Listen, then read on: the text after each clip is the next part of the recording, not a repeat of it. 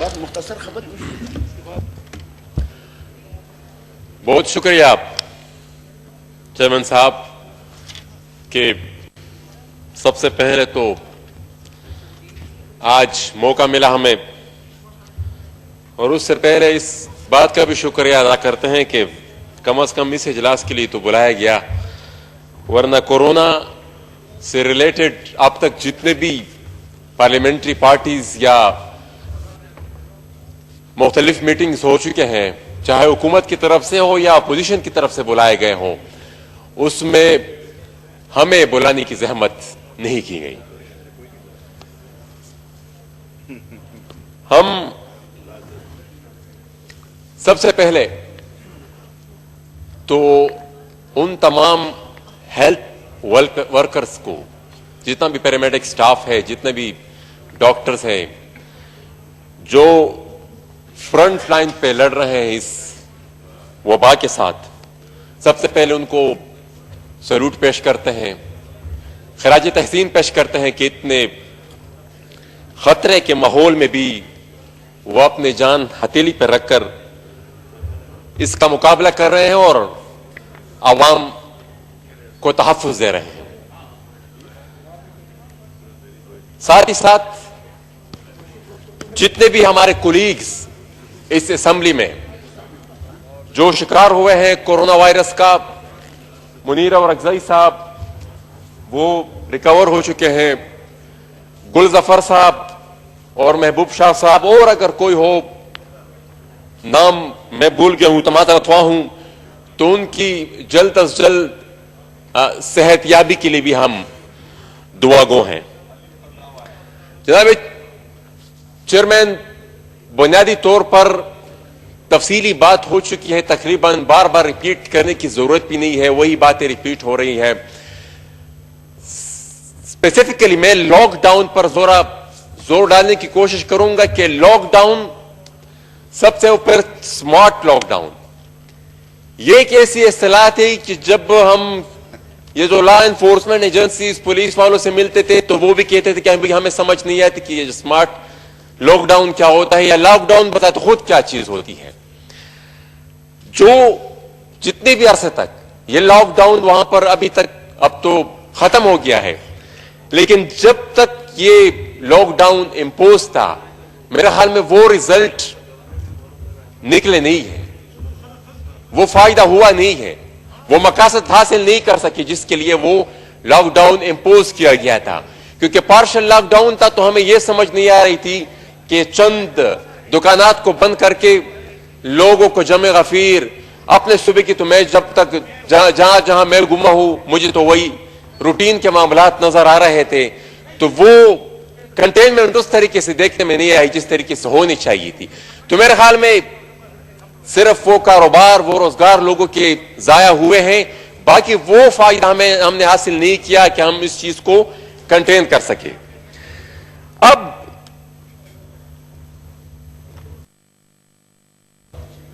یہاں پر بات کرتے ہیں ساؤتھ کوریا کی.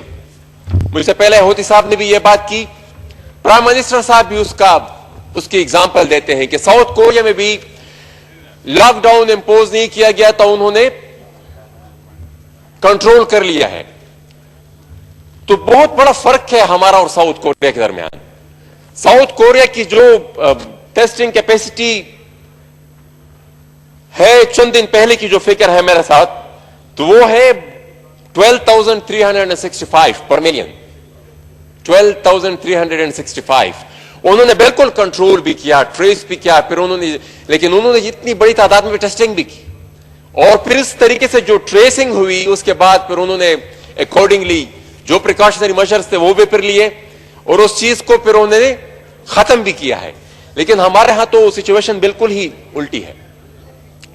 یہ چند دن پہلے کی جو ہمارے ساتھ فگرز ہے، خیبر پختونخوا جو سب سے زیادہ افیکٹڈ صوبہ ہے، جہاں پر سب سے زیادہ ڈیتھس ہوئی ہے، تو وہاں پر 520 ٹیسٹ پر ملین. پنجاب میں 664 ہے، بلوچستان میں 813 ہے، سندھ میں سب سے زیادہ 1274 پر ملین پاپولیشن ہے. لیکن یہ چند دن پہلے کی فکر ہے, اس میں 19-20 فرق آئی ہوگی. اب پھر جب ہم خصوصاً خیبر پختونخوا کی بات کریں تو وہاں پر جو زیادہ ٹیسٹنگ ہوئی ہے, جو پشاور ویلی, پشاور, مردان میں چونکہ پہلا کیس آیا تو زیادہ ہی وہاں پر, لیکن جتنے بھی یہ ریموٹ ایریاز ہیں, کوہستان میں ابھی تک کوئی ٹیسٹ نہیں ہوا جو چند دن پہلے کے فگرز ہیں. مومند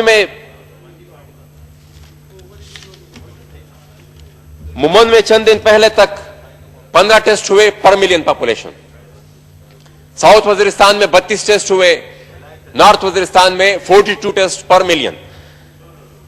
اب یہ وہ علاقے ہیں, اور جو اسٹیٹسٹکس ہے وہ ہمیں یہ بتا رہے ہیں کہ 77% جو اسپریڈنگ ہوئی ہے ان علاقوں میں وہ ڈومیسٹک اسپریڈ کی وجہ سے ہوئی ہے.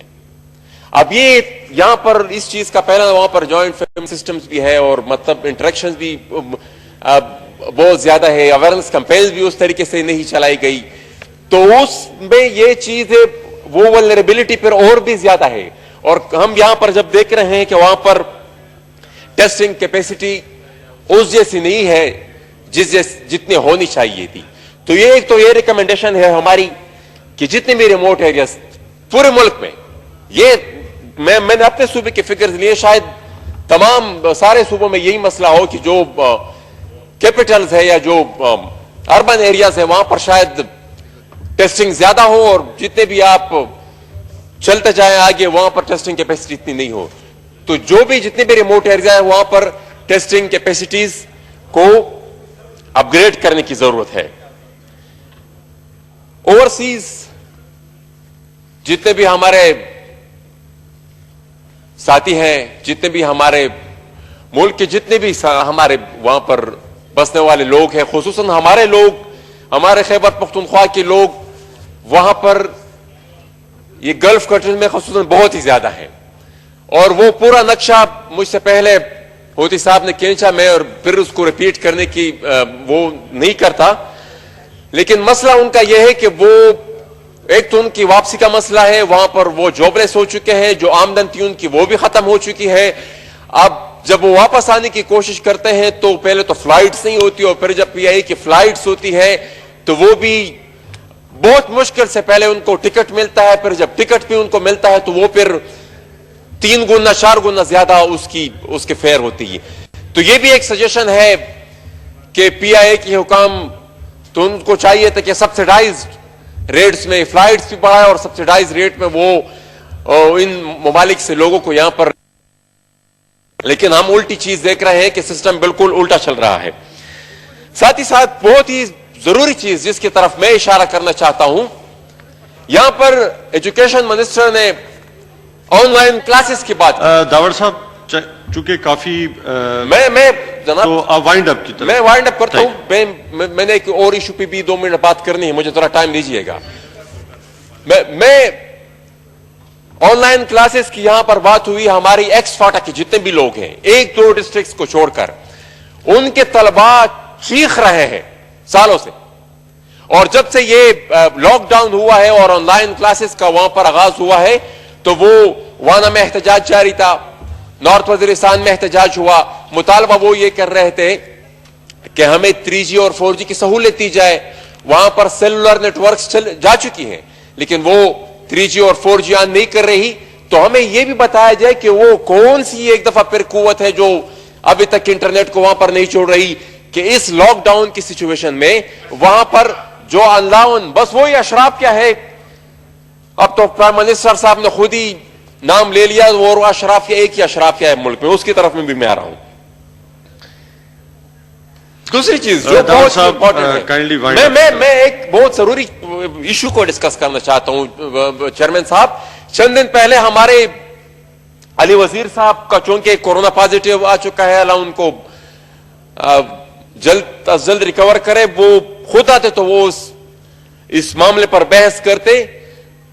ان کے چچا زاد بھائی عارف وزیر, جن کا چند دن پہلے وانا میں ان کو ایک ٹارگٹ کلنگ کے ذریعے ان کو شہید کیا گیا, اور یہ کوئی پہلی شہادت نہیں ہے ان کی فیملی کی. اسی دہشت گردی کی جنگ کے خلاف جو جنگ ہے اس میں وہ 18 شہادتیں دے چکے ہیں.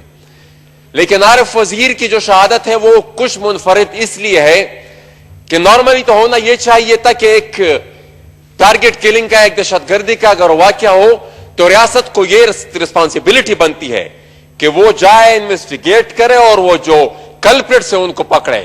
یہاں پر تو ہم الٹا دیکھ رہے ہیں کہ جتنے بھی پراکسی اکاؤنٹس ہیں وہ اس چیز کو سیلیبریٹ کر رہے تھے, یہاں تک کہ حکومت مکمل خاموش تھی. وفاقی اور صوبائی حکومت کی طرف سے اس قتل کی کوئی مذمت نہیں ہوئی, یہاں تک کہ گورنر پنجاب صاحب کی آفیشل ٹیم کے ویریفائیڈ اکاؤنٹ کی طرف سے ایسا مواد thank you very much. ایسا نہیں میں جناب اسپیکر یہ بہت ضروری بات ہے, میں وائنڈ اپ کرنا چاہتا ہوں. نہیں اس مقصد کے لیے اجلاس بلایا گیا ہے. کورونا پہ اسی بھی بات کروں کورونا کہ پہ کورونا کی آڑ میں ہیومن رائٹس کی وائلیشن بھی نہیں ہونی چاہیے, ہیومن رائٹس کی وائلیشن بھی نہیں ہونی چاہیے. کورونا کی آڑ میں دہشت گرد وزیرستان سے لے کر باجوڑ تک پھر ابھر رہے ہیں, وہ پھر ری گروپنگ کر رہے ہیں. یہ کورونا سے تو آپ چھٹکارا پا لیں گے, لیکن وہ دوسرے دہشت گردی کی وبا جنہوں نے 70,000 کے قریب ہمارے بندوں کو شہید کیا ہے اس سے بھی نپٹنا ہوگا, اور یہ سب کورونا کی آڑ میں ہو رہا ہے. جناب چیئرمین نے آخری بات میں وائنڈ اپ کرتا ہوں. تو یہ بہت ضروری چیز ہے چیئرمین صاحب, ہم ان شہادتوں سے, یہ ہمارے ساتھ میرے سامنے ہوتی صاحب بیٹھے ہوئے ہیں, عوامی نیشنل پارٹی کے 1000 سے زیادہ کارکن اسی دہشت گردی کا نشانہ بنے ہیں, وہ ابھی بھی اپنے نظریے سے پیچھے نہیں ہٹے. یہاں پر پیپلز پارٹی کی قیادت وہ خود اس کا نشانہ بنی ہے, لیکن وہ اپنے نظریے سے پیچھے نہیں ہٹی. یہی بات میں بھی ریپیٹ کرنا چاہتا ہوں کہ اس طرح کے واقعات, اس طرح کے حملے, یہ ہمیں اپنے مقصد سے پیچھے نہیں ہٹا سکتے, یہ اپنی سوچ اپنے نظریے سے ہمیں پیچھے نہیں ہٹا سکتے. لیکن ریاست کو, چیئرمین صاحب, ریاست کو کچھ ریسپانسبلٹی پوری. Thank you.